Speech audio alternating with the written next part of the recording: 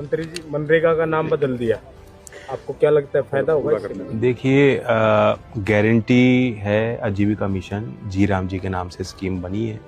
उसमें कुछ चीज़ जो सीधा किसानों को लाभ किए हैं, जो किसानों को मैं आज आप यहाँ किसानों के क्षेत्र में कर्म भूमि में मैं खड़ा हूँ और चौधरी छोटू राम जी की, चौधरी चरण सिंह जी की कर्म भूमि है ये, तो इसलिए किसानों को यहाँ हरियाणा के ज़मीन से बताना चाहता हूँ कि कैसे उनको लाभ है।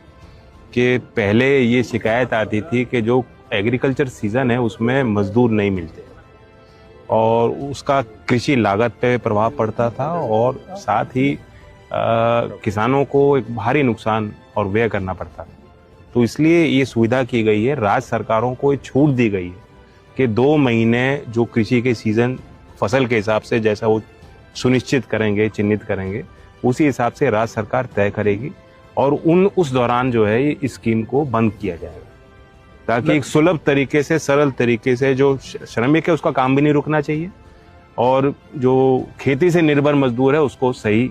दाम मिले, किसान को सुविधा मिल जाए। लगातार कांग्रेस, तो ये बहुत बड़ा सुधार, ये बहुत लंबे समय से हम लोग मांग करते थे कि नरेगा योजना को, उसमें व्यवहारिक काम नहीं हो रहा, जो उसमें निर्माण हो रहे हैं उनकी गुणवत्ता खराब है, वो किसी काम के निर्माण नहीं, एक गड्ढा यहाँ खोदना, दूसरा गड्ढा वहाँ खोदना, मिट्टी यहाँ से वहाँ ले जाना, सिर्फ खाना पूर्ति हो रही थी और खर्चा जमीन पे नहीं हो पा रहा था, उसका कोई गांव के लोगों को, किसान को कोई लाभ नहीं था। और हम इसलिए मांग करते थे कि किसानी से योजना को जोड़ दिया जाए, कम से कम किसान की लागत ही कम होगी।